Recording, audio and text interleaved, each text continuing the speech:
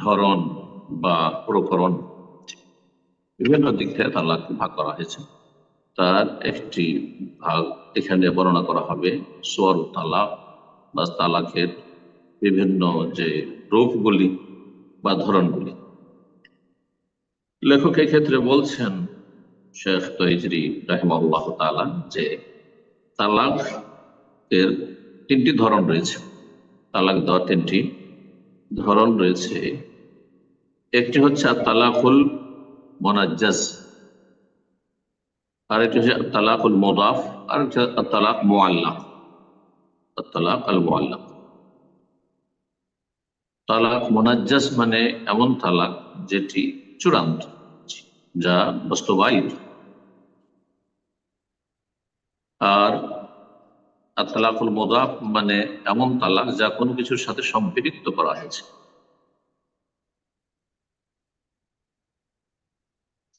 আর তালাক মুআল্লাক যা কোনো কিছুর সাথে ঝুলন্ত রাখা হয়েছে, কোন একটি শর্তের সাথে বা একাধিক শর্তের সাথে ঝুলন্ত রাখা হয়েছে। মুআল্লাক মানে ঝুলিয়ে রাখা। এই হচ্ছে তিন ধরনের তালাক। প্রথম দেখি আমরা এমন তালাক যা চূড়ান্ত। বলছেন এর উদাহরণ হচ্ছে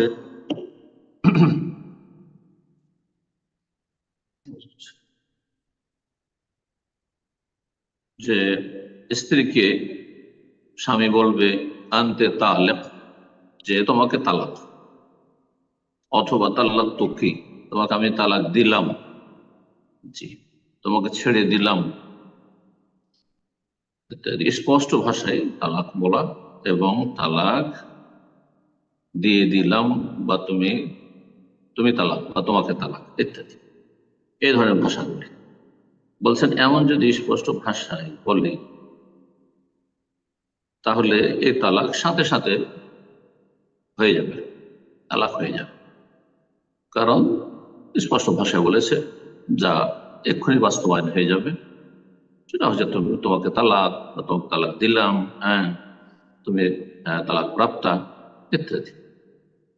এই জন্য লিয়ান না হলে আমি কাইয়ের বেশি কোনো কিছুর সাথে সম্পৃক্ত করেন, সরাসরি এই শব্দগুলি ব্যবহার করেছে। বলে রাখা ভালো হবে যে তালাক অগতির গতির আগে বলেছি। তালাক শব্দ, তালাকের বাক্য একেবারে নিরুপায় না হলে, সমস্ত রাস্তা পথ বন্ধ, তখনই তালাক উচ্চারণ করবি বা তালাক, এবং চিন্তা ভাবনা করে বলবি, দূরদর্শিতার পরিচয়। তালাক কোনো এরকম সমাধান না যে কোনো কিছু হলেই তালাক, না। আপনার হাতে মাত্র তিনটি গুলি আছে, তিনবার ছেড়ে দিয়ে তো জীবনের মতো শেষ। তো সুতরাং আপনাকে ওদিক থেকে চিন্তা করতে হবে, শান্ত হয়ে, আর শান্ত অবস্থায় তালাক দিতে হবে, যে আমার জন্য এই তালাক দিয়ে দেওয়া বা তালাক নিয়ে নেওয়াই হচ্ছে কল্যাণকর, তখন তালাক উচ্চারণ করবে। দ্বিতীয় তালাকের রূপ বা ধরন হচ্ছে তালাকুল মুদাফ, কোনো কিছুর সাথে সম্পৃক্ত থাকে। যেমন স্ত্রী কেউ যদি বলে যে তোমাকে আগামীকালকে তালাক দিলাম, তোমাকে বছর শেষ হলে তালাক, মাস শেষ হলে তালাক, এত সালে তালাক, অমুক সময় তালাক, কোন সময়ের সাথে যদি সম্পৃক্ত করে, তাহলে এই তালাক সাথে সাথে হবে না। আগামীকাল বলেছে আগামীকালকে হবে, এ মাসের শেষে তালাক, আগে মাসের প্রথম তারিখে তালাক বলেছে, বছরের শেষে 2026-এর শেষে, 1447-এর শেষ দিনে তালাক ইত্যাদি। নতুন আরবি বছর শুরু হলে তালাক, তাহলে যখন সেই সময়টি আসবে তখন তালাক হয়ে যাবে, যা সে নির্ধারণ হচ্ছে। আর তালাক মুআল্লাক হচ্ছে ঝুলন্ত তালাক, শর্ত সাপেক্ষ। যদি স্বামী কোনো কিছুর সাথে জড়িয়ে তালাক দেয়, শর্ত লাগিয়ে, সেটাকে ওলামারা ফুকাহারা দুই ভাগে ভাগ করেছেন। মানুষের নিয়তের উপর সেটি নির্ভর করবে। একটি হচ্ছে তার উদ্দেশ্য কি এই শর্তের সাথে তালাক দেওয়া ছিল, আসলে কি তালাক দেওয়ার উদ্দেশ্য ছিল, নাকি কোনো কাজ করার জন্য তাকে উৎসাহিত করা, অথবা কোনো কাজ থেকে বিরত রাখার জন্য তার এই কঠোর বাণী ছিল। বাধা দেওয়ার উদ্দেশ্য ছিল, অথবা কোনো একটি সংবাদকে শক্ত করে বর্ণনা করার উদ্দেশ্য, অকাট্য করে বর্ণনা করার উদ্দেশ্য ছিল। লেখক উদাহরণ দিচ্ছেন, কেউ যদি বলে ঈদ জাহাব তেলাস, স্ত্রীকে বলছে তুমি যদি মার্কেটে যাও, মলে যাও, তাহলে তোমাকে তালাক। আমাদের বাঙালি সমাজে আর বিশেষ করে প্রবাসী যারা আছে, তারা এই ধরনের তালাক খুব বেশি দিয়ে থাকে। তারা 2 বছর 3 বছর দেশে যাবে না, স্ত্রীকে ছেড়ে রেখেছে, হ্যাঁ, আর দূরে আছে। এটা তো সৌদি আরবের কথা বলছি, কিন্তু অন্যান্য দেশে যারা থাকে আল্লাহ হেদায়েত করুক সবাইকে। সৌদি আরব অনেকে আছে 2 বছরে বা 1 বছরে সে টিকিট পাচ্ছে, ছুটি পাচ্ছে, 1 মাস হোক আর 2 মাস ছুটি অবশ্যই পাচ্ছে। 1 বছরে ভালো চাকরি করে, আর না হলে 2 বছর, অনেক বছরে 2 বার ছুটি পেত। 2 বছর হয়ে গেছে, তারপরে সময় পার হয়ে চলে যাচ্ছে, হ্যাঁ টিকিট রেডি আছে, হ্যাঁ না না আরো কিছু ইনকাম করে, 3 বছর পরে যাচ্ছে, 4 বছর 5 বছর পরে যাচ্ছে।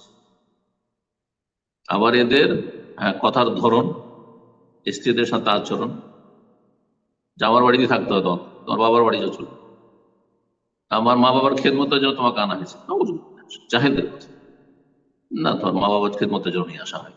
স্ত্রী তোমার মা বাবার দাসী না, আলকুশন না, তোমার জীবন সঙ্গী। তোমার যেমন তার উপর অধিকার হক রয়েছে, তেমন তার তোমার উপর অধিকার রয়েছে সমান, শুধু শ্রেষ্ঠত্ব তোমার রয়েছে। বলি রিজাল আলিহিনা, তোমার নেতৃত্ব, তোমার অভিভাবকত্ব, হ্যাঁ তোমার কথা সে শুনবে, মানবে, তোমার অধীনে থাকবে, কিন্তু পরস্পরের উপর সমান অধিকার রয়েছে। ওয়ালাহুন্না মিসলুল্লাযী আলাইহিন্না বিল মা'রুফ ওয়া লিররিজালি আলাইহিন্না দারাজাত। পরের আল্লাহ বলছেন, যেমন স্বামীর অধিকার রয়েছে স্ত্রীর উপর, অনুরূপ অধিকার রয়েছে স্ত্রীর স্বামীর উপর। কিন্তু এরা করে কি, ঈদের সময় বাবার বাড়ি যেতে, আর বিয়ে লেগেছে তাও বাবার বাড়ি যেতে দেবে। আরে কেউ হয়তো অসুস্থ আছে তাও যেতে দেবে না, মা অসুস্থ আছে, বাবা অসুস্থ, ভাই বোন অসুস্থ আছে, যেতে দেবে না। অথচ সেখানে গেলে যে হ্যাঁ পর্দায়, পর্দায় সে বিঘ্নিত হবে, পর্দার খেলাফ করবে, বেহায়া বেপর্দা পরিবেশ, এমনও নয়, এমন কিছু নাই যে শরীয়তে বাধা রয়েছে সেখানে পাঠাতে বা যেতে, নাজায়েজ কোন স্থানে যাচ্ছে তারপরে যেতে দেবে না। এরা তাদের নেতৃত্ব খাটাই, হ্যাঁ সীমা লঙ্ঘন করে।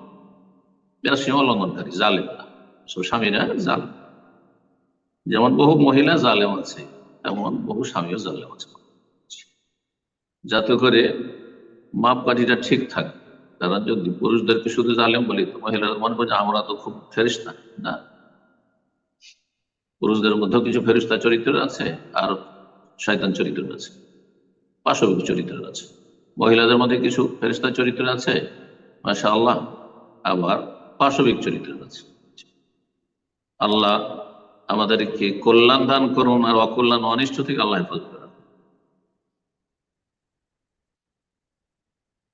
তুমি যদি যাও তোমার বাবার বাড়ি, তালাক। হ্যাঁ তোমার বোনের বাড়ি গেলে তালাক। হ্যাঁ বোনের বাড়ি যাওয়ার ক্ষেত্রে সেখানে দুলা ভাই রয়েছে, ফিতনার আশঙ্কা রয়েছে, সেখানে একা পাঠাতে পারে না, তার বাবার সাথে। এবং সেখানে আসলে পর্দার ব্যবস্থা আছে কিনা, আপনার স্ত্রী পর্দা করে কিনা, আপনার এতটা তার আস্থা আছে কিনা, এগুলো দেখার বিষয় আছে। কিন্তু বাবা মায়ের বাড়ি যেতে তার বাধা, যদি সেখানে শরীয়ত বিধিবিধান লঙ্ঘন না করা হয়। এখন যদি দেখা যায় যে আপনার শ্বশুর বাড়ি মহিলারা বেহায়া বেপর্দা, তাদের বাড়ি পর্দা নেই, তাহলে সেখানে আপনার স্ত্রীকে পাঠানো ঝুঁকিপূর্ণ, সেখানে রাখা ঝুঁকিপূর্ণ, তখন সেটা ভিন্ন বিষয়। কিন্তু আপনার বাড়িতে তো দেখতে হবে, আপনার বাড়িতে আপনার মায়ের আছে, আহ, আপনার স্ত্রী দেবর ভাসুররা আছে, আর সেখানে রাখছেন না, হ্যাঁ তার চাইতে অনেক বেশি নিরাপদ বাবা মার কাছে। আপনি যখন বাড়িতে না, তখন আপনার স্ত্রী বেশি নিরাপদ তার বাবা মায়ের বাড়িতে। আর সেখানে যদি পাপ করে, পাপে লিপ্ত হয়, তার হিসাব আপনার শ্বশুর শাশুড়িকে দিতে হবে, আপনাকে দিতে হবে, কারণ আপনার বাড়িতে আর নেই সে। কিন্তু আপনার বাড়িতে আপনাকে থাকতে হবে, আপনি থাকেন, আর সে যদি বলে না আমি এখানে যাবো ওখানে যাবো, আপনার বেনা হুকুম যাওয়া চলবে, কারণ আপনি সেখানে বর্তমান রয়েছেন।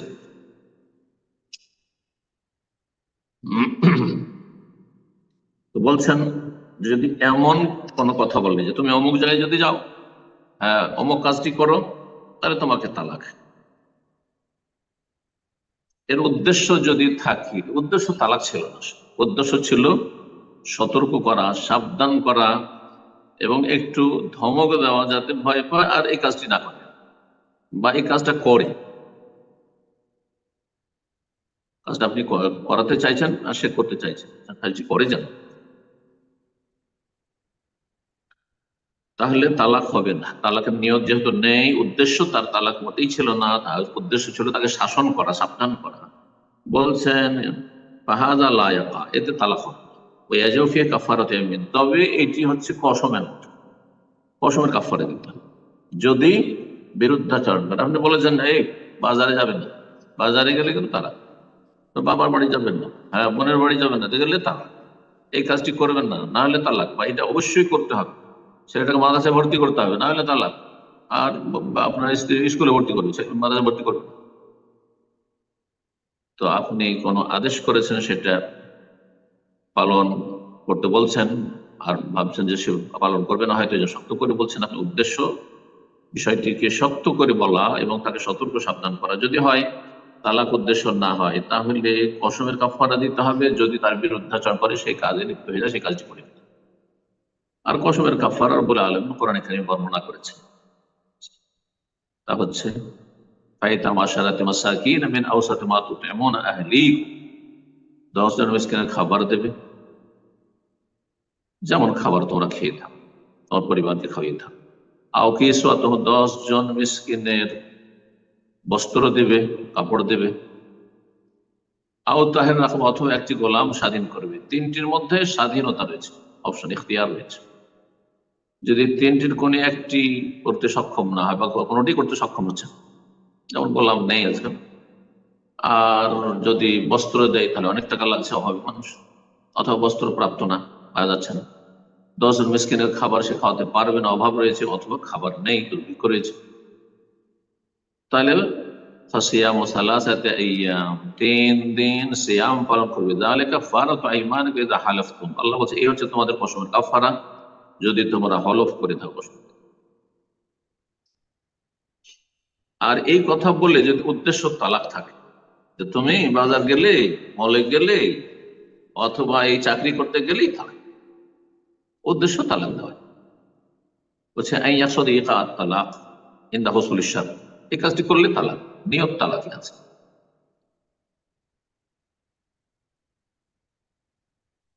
তাহলে তালাক হয়ে যাবে।